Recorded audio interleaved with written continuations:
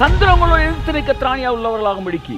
அப்ப அவனுடைய தந்திரத்தை புரிஞ்சுக்கணும். முதல் தந்திரம், உங்களுக்கு இந்த உலகத்தில் அனுப்பப்படுகிற வியாதி என்னிடத்திலிருந்து வரவில்லை, தேவனிடத்திலிருந்து வருகிறது என்கிற பொய்யை சொல்லுவதுதான் அவனுடைய முதல் தந்திரம்.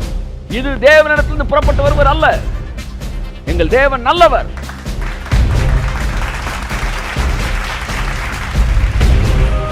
நான் தேவனுடைய சரீரமாகிய சபையில் ஒரு கை கிடையாது, ஷோல்டர் கிடையாது. நான் ஏதோ ஒரு சின்ன சுண்டு வரல் சார் அப்படின்னீங்கன்னா உங்களை வச்சு தான் தேவன் துரத்த போகிறார்.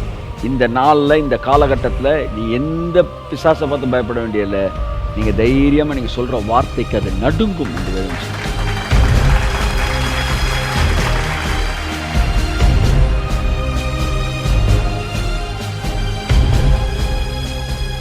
இன்னைக்கு உனக்கு ஒரு ப்ராமிஸ் பண்ணுறா, இவன்ட்டு வெளியே மட்டும்தான் உனக்கு கூட்டு வந்தேன். இன்னைக்கு இன்னொரு ப்ராமிஸ் பண்றேன், இன்று கண்ட இந்த எகிப்தியனை இனி நீ என்றும் காண்பதில்லை என்றார். அப்படின்னா என்ன அர்த்தம்னா, இந்த கடைசி நாட்கள் நீங்க பார்க்கிற பிசாசின் கிரியைகளை நீ வாழ்நாளில் ஒரு நாளும் நீங்கள் பார்க்க மாட்டீங்க.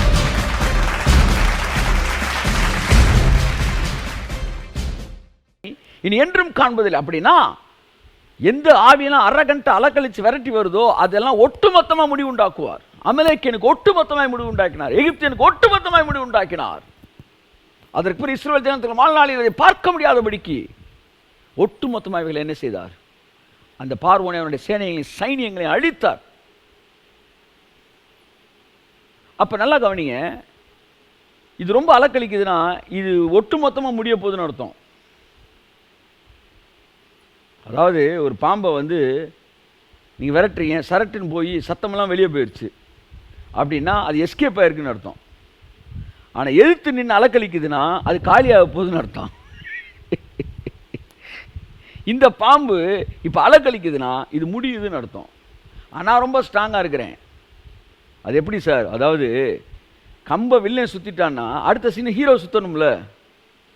ஹீரோ மட்டும் சுத்தாமே உட்காந்துருப்பாரா? இப்போ நீ சுற்றிட்டீல, கம்பை உலகம் ஃபுல்லாக சுற்றிட்டீல, நீ அடுத்து அவர் சுற்றுவார் பாரு. கையை தட்டி கர்த்தர் நன்றி சொல்லுவோம். ஆமென், ஹல்லேலூயா. இன்னும் கொஞ்ச நேரம் தான். உற்று விசாரித்தாயானால் அவன் அங்கே இல்லை.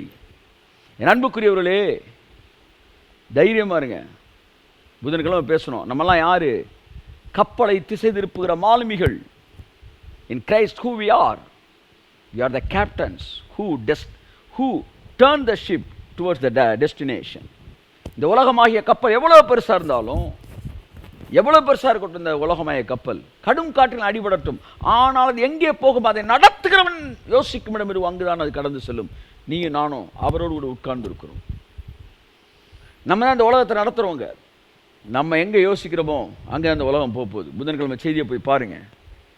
நீங்கள் முக்கியமான பங்கில் இருக்கிறீர்கள். உங்கள் வாயை திறந்து நீங்கள் பேச பேச பேச அந்த வாய் தான் சுக்கானம் பாருங்க. நாவு சிறிய அவயவம். பெரிய கப்பலை சின்ன சுக்கான் எப்படி கப்பலையே திருப்புதோ அப்படி இந்த நாக்கு இந்த உலகத்தையே திருப்போம். நான் சொல்கிறேன், இந்த உலகம் பாலும் தேனும் ஓடுகிற கானானுக்கு நேராய் திருப்பப்படுகிறது. இந்த உலகம் 1000 வருட அரசாட்சியின் அந்த மேனிஃபெஸ்டேஷனுக்குள்ளேயும் ஃபுல் க்ளோரிக்குள்ளேயும் திருப்பப்படுகிறது. இயேசு நாமத்தில் எங்கள் வார்த்தையினால் திருப்பப்பட்டு கொண்டிருக்கிறது. இனி கொஞ்ச நேரம் தான். உற்று விசாரித்தாய், ஆனால் அவன் அங்கே இல்லை. அதி சீக்கிரத்தில் நீங்கும் இந்த லேசான உபத்திரம்.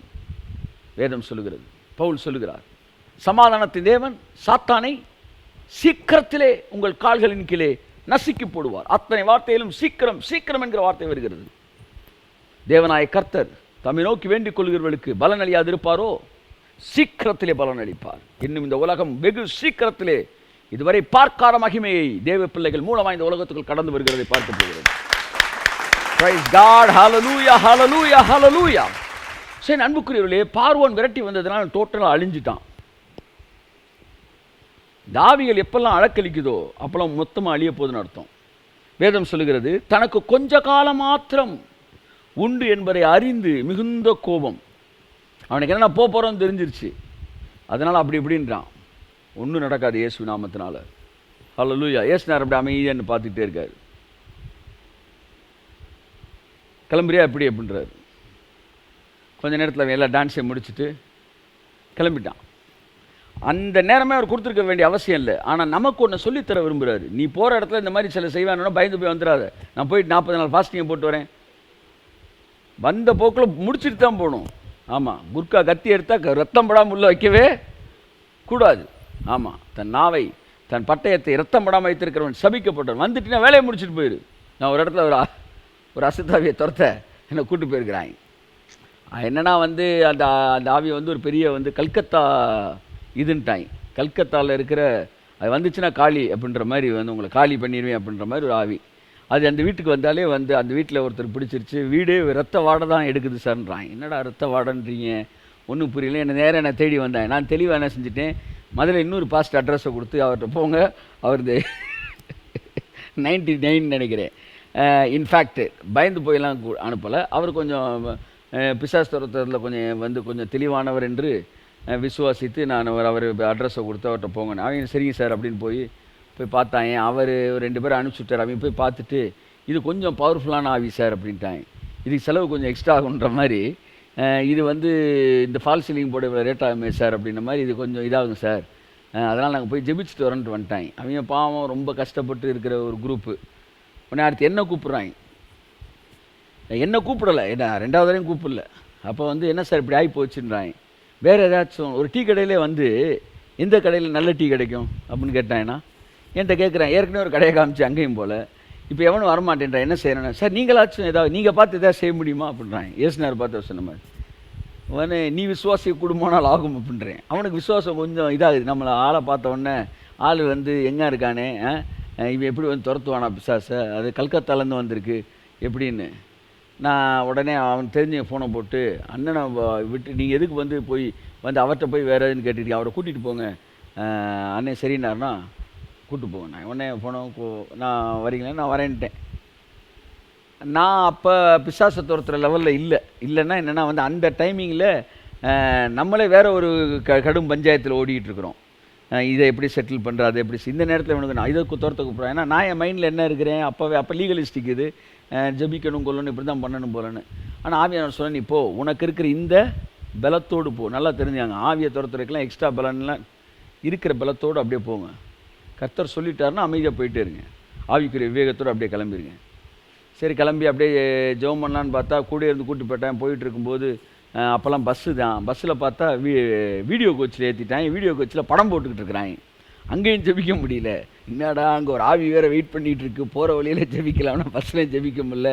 சரின்ட்டு இறங்கி வந்து ஆட்டோ பிடிச்சி அந்த ஏரியாவுக்கு போகிற கேப்பில் ஜெபிச்சிருன்னு பார்த்தா அவன் வந்து டக்குன்னு எஃப்எம் ரேடியோ ஆன் பண்ணிட்டான். ஆன் பண்ணிவிட்டு ஒரு பாட்டு, அது நமக்கு பிடிச்ச பழைய பாட்டை போட்டு விட்டான். என்ன ஆண்டவரே நீ போடா, வந்து உன்னை அனுப்புகிறேன். நான் நேராக சேர்ந்து போயிட்டோம். போய் உள்ளே என்ட்ரான உடனே வந்து என்ன செஞ்சிருச்சு, அந்த அசுத்தாய் பிடிச்சர் விழுந்து அலக்களிக்கப்பட்டு கொஞ்ச நேரம் பயங்கர அலக்களிப்பு. ஃபைனலாக என்ன செஞ்சிட்டாரு, டெலிவரி ஆகிட்டார். ஒன்ஸ் அண்ட் ஃபார் ஆல் கம்ப்ளீட்டாக டெலிவரி ஆகிட்டார். எனக்கு ஒரு 10 வருஷமாக அந்த பிசாசோட கட்டில் இருந்தவர், ஒரு பெரிய பொசிஷனில் ரயில்வேல வேலை பார்த்துட்டு இருந்தவர், டெலிவரி ஆகிட்டார். இன்றைக்கு வரைக்கும் நல்லா இருக்கார், ஊழியம் பண்ணிகிட்டு இருக்கிறார்.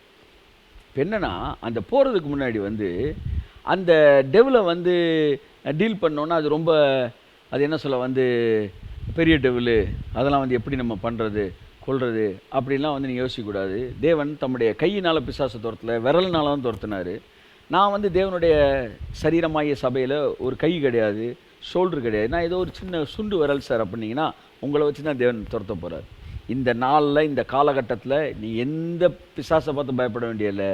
நீங்கள் தைரியமாக நீங்கள் சொல்கிற வார்த்தைக்கு அது நடுங்கும் என்று வேதம் சொல்கிறது. பிசாசை பார்த்து நீங்கள் நடுங்காது. ஏன்னா வேதம் தெளிவாக சொல்லுது, பிசாசுகளும் தேவனுக்கு என்ன செய்யலாம், அஞ்சி நடுங்குதான். அந்த வசனம் எனக்கு பிடிச்ச வசனத்தில் ஒன்று. இவங்கெல்லாம் பேய் படம் எடுத்து நம்மளாம் நடுங்க வைக்கிறதுக்கு பேய் படம் எடுக்கிறாங்க. ஆனால் பேயை இன்னொரு பேய் படம் பார்த்து நடுங்கிற மாதிரி நடுங்குதான். யாருக்கு முன்னாடினா தேவனுக்கு முன்னாடி அப்படின்னா நடுங்குது பேய்.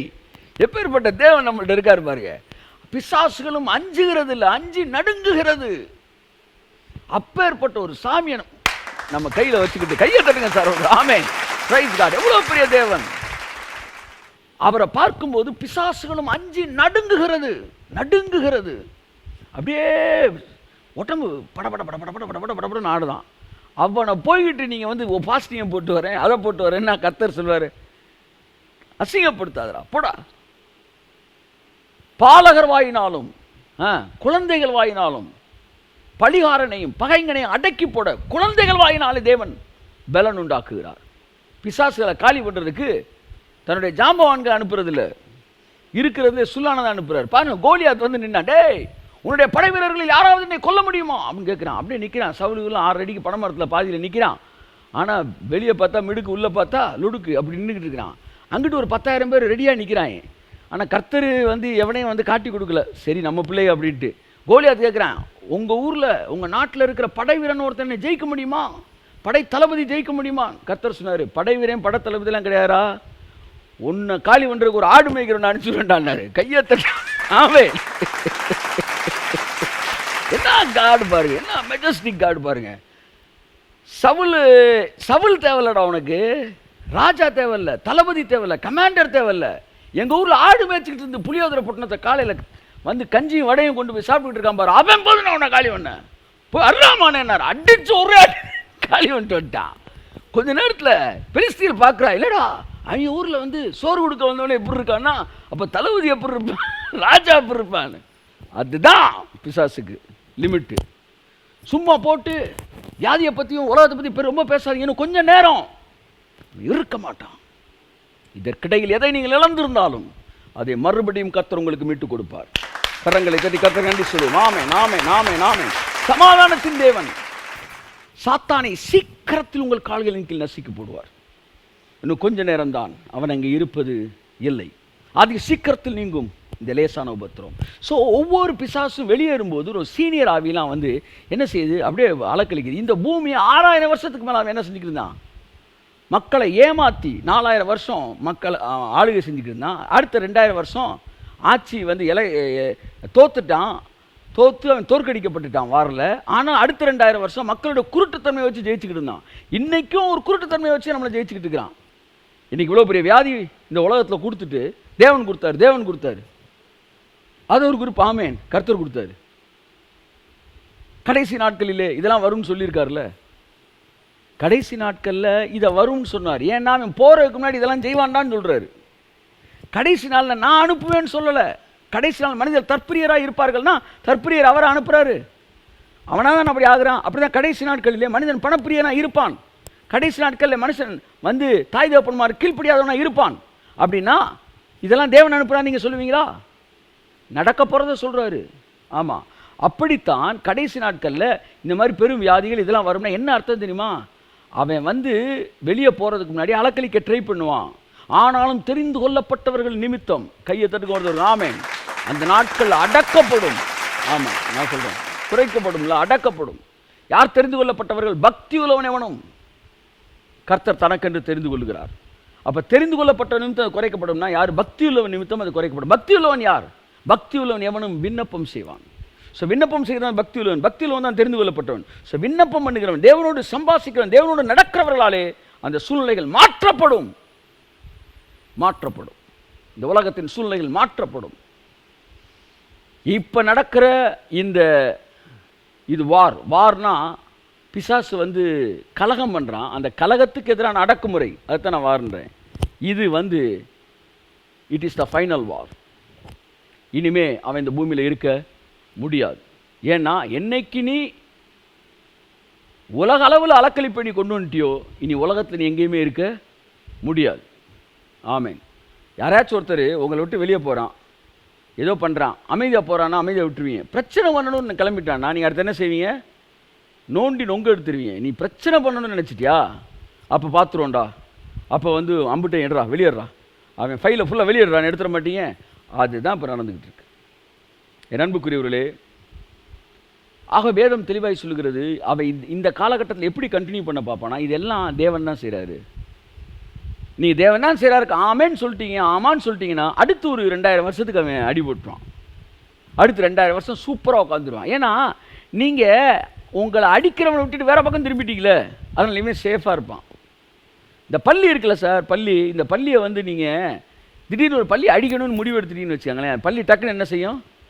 வாழை கட் பண்ணி விட்டுரும். நான் நிறையா தடவை பார்த்துருக்கேன். நான் சரியாக அடிக்கலை, நான் அதுக்கு பக்கத்தில் தான் அடிச்சிருப்பேன். ஆனால் வால் கட்டணும், பரவாயில்லடா தெளிவாக அடிச்சிட்டேன்டா. நீ எங்கே அடித்த? பள்ளியை வாழை கட் பண்ணி விட்டுரும். கட் பண்ணி விட்ட எதுக்குன்னா உன்னை டைவெர்ட் பண்ணுறதுக்கு. டக்குன்னு வால் அப்படியே துடிக்கும் பாரு, தர தர தரன்னு. அது அருந்த பள்ளி வாழ்வாய். அப்படியே துடிச்ச உடனே நீ பள்ளியை விட்டுட்டு எங்கே வந்துடுவ? டக்குன்னு வாளுக்கு வந்துடுவ. வாழை பார்த்த நேரத்தில் பள்ளி எஸ்கேப் ஆயிடும். வால் அப்படின்னா டிசப்ஷன் அர்த்தம்.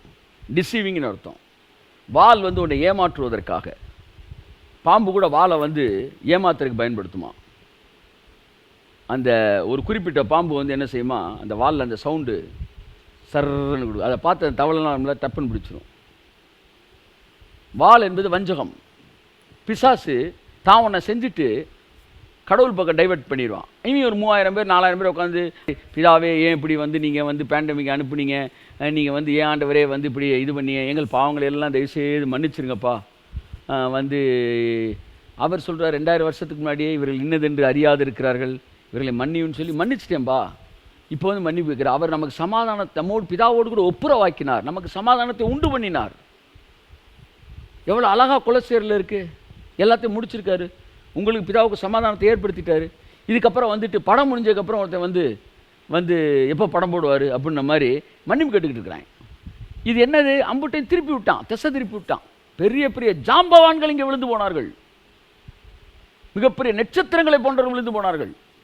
இத்தகைய அழிவு தேவன் தருகிறார் என்று நினைத்து ஒரு பெரிய ப்ராஃபட் ஒருத்தர் பேசிட்டு இருக்காரு, வந்து தேவன் ஜட்ஜ்மெண்ட் இது பண்ணிட்டு இருக்காரு. எனக்கு புரியல. அப்போ சிலுவையில் கொடுத்த ஜட்ஜ்மெண்ட் என்ன? ஏதாச்சும் ஒன்று பேசுங்க சார், ஒரே குழப்பமாக இருக்குது. சிலுவன் ஒன்றை மட்டும் எடுத்துட்டா, இன்றைக்கி நீங்கள் பேசின செய்தியெல்லாம் ரைட்டு. சிலுவன் ஒன்று வச்சுட்டா நீ பேசிக்கிட்டு இருக்க செய்தியில் ஒன்று கூட வந்து பாஸ் கிடையாது, அம்புட்டு ஃபெயிலு. இங்கே பாருங்க, அப்பொழுது வேறொரு அடையாளம் வானத்திலே காணப்பட்டது. 7 தலைகளும் 10 கொம்புகளும் உள்ள தலைகள் மேல் 7 முடிகளும் சிவப்பான பெரிய பெரிய வலு சர்ப்பம். வலு சர்ப்பம், வலு சர்ப்பம். இந்த வலு சர்ப்பம் வெளிப்படுத்தல வருது. இதுக்கு முன்னாடி இந்த வலு சர்ப்பம் எங்கே வருது? ஆதியாமில் வருது. ஆமாம், ஃபஸ்ட்டு சீனுக்கு வரான், அடுத்து லாஸ்ட் சீனுக்கு வரான்.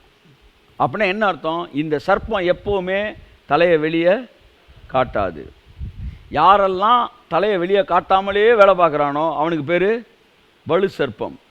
ஆமாம், உங்கள்கிட்ட வந்து எவனாச்சும் ஒருத்தன் வந்து ஒரு குறை சொல்கிறான்னு வச்சுக்கோங்களேன், குறைய சொல்லிவிட்டு ஒரு ஆளை பற்றி குறை சொல்லிவிட்டு நீங்கள் வேணாலும் கேளுங்க சார், அவர் இல்லைன்னு சொல்லட்டும், நான் வரேன் சார், நீ என் பேரை சொல்லுங்களேன் அப்படின்னு சொன்னான்னா அவன் வந்து நியாயஸ்தேன் சார். ஆனால் என்னை மட்டும் சொல்லிடுறாங்க அப்படின்னா அவன் பேர் என்ன? வலு சர்ப்பம். வலு சர்ப்பம் தன்னை காட்டவே காட்டாது. முத ஆதியாமில் காட்டுச்சு, அதுக்கப்புறம் எங்கே தான் காட்டுச்சு? வெளிப்படுத்தல காட்டு. இதுக்கு இடையில அம்புட்டு வேலை ஏன் தான் பண்ணுச்சு? இந்த சர்ப்பம் தான் பண்ணிக்கிட்டு இருக்கு. ரொம்ப தெளிவாக இருக்கும். என்னைக்காச்சும் ஒரு நாள் நீ கான்ஃபரன்ஸ் காலில் இப்போ கேட்டிங்கன்னா தான் சர்ப்பம் பேசுகிறவங்களுக்கு தெரியும். அது பேசிக்கிட்டு கேட்டாதான் அது வரைக்கும் உங்களுக்கு என்ன செய்யாது தெரியாது. You must be very careful. நான் அடிக்கடி சொல்லுவேன், வந்து சின்ன பாம்புக்கும் பெரிய பாம்புக்கும் என்ன வித்தியாசம்? கொத்துனா ரெண்டுலேயுமே விஷம் ஒரே மாதிரி தான். அது தெரியுமா உங்களுக்கு?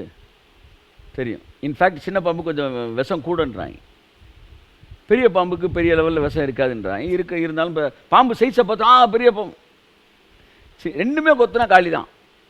அப்போ சின்ன பாம்பு பெரிய பாம்பு என்ன வித்தியாசம்னா, சின்ன பாம்பை வந்து நீங்கள் அடிக்கும்போது அதை விரட்டும் போது மாட்டிக்கிறோம், ஏன்னா எக்ஸ்பீரியன்ஸ் கிடையாது. ஒரு இடத்துக்குள்ளே சக்கல் தக்கல் வெளியே வந்து துடிச்சு அங்கிட்டு வரும், டப்புன்னு போட்டு தள்ளிடுவீங்க. ஆனால் பெரிய பாம்பு மட்டும் ஒரு 4 சேர் 5 சேர் இருக்கிற இடத்துலையோ ஒரு ஏதோ ஒரு இடத்துல பார்த்தா கூட அது அப்படின்னு நீங்கள் கண்டுபிடிக்க முடியாது சார். தன்னை காட்டவே காட்டாது. அதான் வலு சர்ப்பம். பிச்சு போடுவேன் அப்படின்ட்டார் கர்த்தர். கொண்டு ஒளிஞ்சுக்கிட்டே இருக்கு. பிசாசுடைய மிகப்பெரிய தந்திரத்தை புரிஞ்சுக்காங்க. நடக்கிற அத்தனை எதிர்மறையான காரியங்களுக்கு பின்பாக தன்னை ஒழித்துக் கொள்வான். அப்படிதான் யோபோட கதையை ஒழிச்சுக்கிட்டு தேவனை காமிச்சிட்டான். இவன் தெரியாம தேவன்கிட்ட போய் பேசிக்கிட்டு இருக்கிறான். வேதம் சொல்லுது, சாத்தான் அப்பொழுது புறப்பட்டு போய் அவனை உச்சம் தலை தொடங்கி உள்ளங்கால் வரைக்கும் பருக்களினாலே வாதித்தான். சாத்தான் வாதித்தான் அப்படின்னு தெளிவா இருக்கு. நல்லகுடி நம்ம யோபு பேசுறாரு, கர்த்தர் கொடுத்தாருடான். பைபிள் தெளிவா சொல்லுது யாரு? சாத்தான். ஆனா யோபு சொல்றான் கர்த்தர். பாருங்க, இப்படிதான் உங்களை நம்ம டைவர்ட் பண்ணுவான் பிசாசு. இந்த வியாதி, இந்த உலகத்தில் இருக்கிற வியாதி சாத்தான் கொடுத்தது. அவன் பூமியிலிருந்து அலக்களிக்கப்பட்டு வெளியேறுவதற்காக முன்பாக அவன் கொடுத்தது. இதை தேவன் கொடுத்தான்னு பேசுற எந்த ஒரு வாய்களும் இயேசுவின் நாமத்தினாலே வருகிற நாட்கள் அடைக்கப்படும் என்று நான் சொல்லுகிறேன். நன்மையான எந்த ஈவும் பூரணமான எந்த வரமும் பரத்திலிருந்து உண்டாகி ஜோதிகளின் பிதாவிலிருந்து இறங்கி வருகிற அவரிடத்தில் எவ்வித மாறுதலும் வேற்றுமை நிழலும் இல்லை. ஒரே ஊற்றிலிருந்து தித்திப்பான தண்ணீரும் கசப்பான தண்ணீரும் வரக்கூடுமோ? அப்படி என கண்பானவர்களே, வஞ்சிக்கப்படாதிருங்கள். தேவன் ஒருவனையும் பொல்லாங்கினால் சோதிக்கிறவர் அல்ல. நன்மையான எந்த ஈவும் பூரணமான எந்த வரமும் பரத்திலிருந்து உண்டாகி ஜோதிகளின் பிதாவினிடத்தில் இறங்கி வருகிறது. அவரிடத்தில் எந்தவித வேற்றுமையும் வேற்றுமை நிழலும் இல்லை, மாறுதலும் வேற்றுமை நிழலும் இல்லை. என் அன்புக்குரியவர்களே, ஆகவே இது பிசாசினிடத்தில் வந்த என்பது மிகுந்த தெளிவாக இருக்க வேண்டும். எத்தனை 1 பேதுரு 5ஆம் அதிகாரத்தில் பேதுரு சொல்கிறார், தெளிந்த புத்தியுள்ளவர்களாயிருங்கள், தெளிந்த புத்தியுள்ளவர்களாயிருங்கள். ஏனென்றால் உங்கள் எதிராளியான பிசாசானவன் எவனை விழுங்கலாமா என்று வகை தேடி சுற்றித் திரிகிறான். ஆகையினாலே சக்தியுள்ளவர்களாயிருங்கள் என்று சொல்லவில்லை, புத்தியுள்ளவர்களாயிருங்கள், தெளிந்த புத்தியுள்ளவர்களாயிருங்கள். தெளிவு இருக்க வேண்டும். இது எங்கிருந்து வருகிறது என்று, இது பிசாசின் இடத்திலிருந்து வருகிறது. ஏன் இதுவரை இந்த உலகம் இதுவரைக்கும் அவனுக்கு எப்போவுமே இப்போ பண்ணிட்டு இருக்கான் பார்த்தீங்களா, ஒரு பெரிய ஒரு அலக்கழிப்பு. இந்த மாதிரி ஸ்டைலில் அவன் வேலையை பார்க்க மாட்டான், அவன் தன்னை வெளிக்காட்டவே மாட்டான். அவன் வேலை என்ன, கவாஸ்கர் மாதிரி அங்கே ஒரு விக்கெட்டை போடுறது, இங்கே அங்கே ஒரு ரன் எடுக்கிறது, இங்கே ஒரு ரன் எடுக்கிறது, இப்படி ரன்னே எடுத்து ஒரு 200 ரன் எடுத்துருவான் அவன். இந்த மாதிரி மொத்தமாக அடிக்கிறது தான் அவனுக்கு பிடிக்காது, ஏன்னா அடித்தா வெளியே தெரிஞ்சிடும். இப்போ செத்துக்கிட்டு இருக்க இதை வந்து சத்தம் எல்லாம் வேறு இடத்துல வேறு காரணத்தை காட்டி அவனால் சாகடிக்க முடியும். மொத்தமாக அடித்தா தான் நீங்கள் டக்குன்னு திரும்புவீங்க, ஜோம் பண்ணுவீங்க, என்னன்னு கேட்பீங்க, பிரச்சனை பண்ணுவீங்க, அது அவனுக்கு தெரியும். ஏன்னா சைலண்ட்டாகவே வேலை பார்ப்பான். ஆனால் இப்போ வெளியில் வந்துட்டான்னா என்ன அர்த்தம்னா, அவன் வெளியே போகிறான், காலியாக போகிறான்னு அர்த்தம். கையை தட்டி கத்துறேன்னு சொல்லுவான். ஆமென், ஆமென். அலைக்கழிக்கப்படுகிற ஆவி. இந்த ஆவி என்ன செய்து பாருங்க, இந்த வலு சர்ப்பம் இது அதன் வால் வானத்து நட்சத்திரங்களில் 1/3 பங்கை இழுத்து அவைகளை பூமியின் மேல் விழத்தள்ளிற்று. பிரசவ வேதனைப்படுகிற அந்த ஸ்திரீ பிள்ளை பெற்ற உடனே அவளுடைய பிள்ளையை பட்சித்து போடும்படிக்கு அந்த வலு சர்ப்பம் அவளுக்கு முன்பாய் நின்றது. பாருங்க, இந்த வலு சர்ப்பம் தன்னுடைய வாளை வச்சு தான் என்ன செய்யுது, வானத்தில் இருக்க நட்சத்திரத்தை அடிக்குது. ஏன் சொல்லுங்க, வாள் என்பது என்ன, வஞ்சகம். ஆனால் சிலுவையில் இயேசு என்ன செய்தார், அதன் தலையை நசுக்கி போட்டார். தலையை வச்சு இனி ஒன்று அவன் செய்ய முடியாது. இப்போ அவன் வாழை வச்சு தான், இந்த சென்சஸ் டிசப்ஷனில் தான் பெரிய பெரிய ஆட்களை அவன் விளப்படுறான். அதை ஏன் சொன்னார், இதை ஞானிகளுக்கும் கல்விமான்களுக்கும் மறைத்து பாலகருக்கு வெளிப்படுத்துகிறபடி நான் ஸ்தோத்திரிக்கிறேன். அப்பா, அன்புக்குரியவர்களே, இந்த பூமி ஒரு பெரிய ஒரு விடுதலைக்கு நிறைய கடந்து செல்கிறது. ஹல்லேலூயா. ஒரு பெரிய ஒரு விடுதலைக்கு நிறைய போகிறது. 1000 வருஷம் இந்த பூமி ஆட்சி செய்திருந்த பிசாசின் கிரியைகள் முறிக்கப்படுகிறது.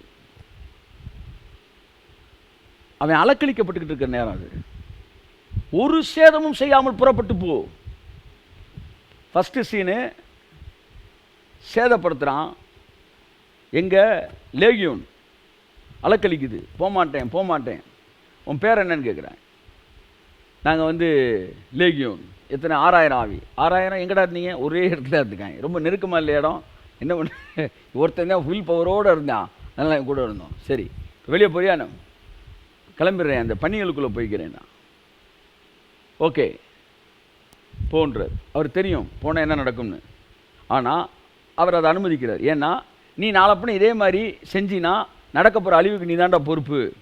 இப்படி நான் போகிறேன்றான், இப்படி செஞ்சால் போகிறேன்றான் அப்படின்னு சொல்லிவிட்டு நீ செஞ்சினா இதுதான் நடக்கும்னு உனக்கு காட்டுறாரு. பிசாசு சொல்கிறத என்ன செய்யாத, கேட்காதன்னு சொல்லித்தரக்காக உன்னை பண்ணிக்குள்ள அனுப்புகிறாரு. எல்லா பண்ணி 2000 பண்ணி எத்தனை 1000 பண்ணி சூசைட் பண்ணி செத்துருச்சு. சூசைட் ஸ்பிரிட் போல் ஒருத்தர் சொன்னாப்புல, அதை உள்ளே போடணும்ல தப்பு எல்லாம் தவிர்ச்சு. அது ஒருத்தர் சொன்னாப்புல, அந்த பண்ணியெல்லாம் என்ன செஞ்சு இது கூட வாழ்கிறதுக்கு பெசம் செத்தே பெறலான்னு முடிவு எடுத்துருச்சு. ஆனால் இவன் ஒருத்தன் அதை வச்சுட்டு 10 ஒரு 20 வருஷம் வாழ்ந்துருக்கிறான் ரொம்ப சகிப்புத்தன்மையோட. இப்போ சேதப்படுத்திட்டு போகுது. பிசாசு போகும்போது சேதத்தைப்படுத்துவான் அப்படின்ற சொல்லித்தராரு. அடுத்த இடத்துல நீ எப்படி துரத்தணும் பிசாசுன்றதை காட்டுறாரு.